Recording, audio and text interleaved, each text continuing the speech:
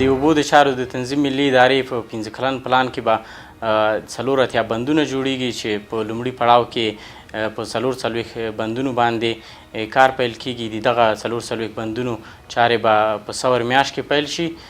دغه 4 بندونه د هیواد په 21 ولایتونو کې دي چې کونړ ولایت، میدان وردګ ولایت، خوست ولایت، همدارنګه د فاریاب د المار بند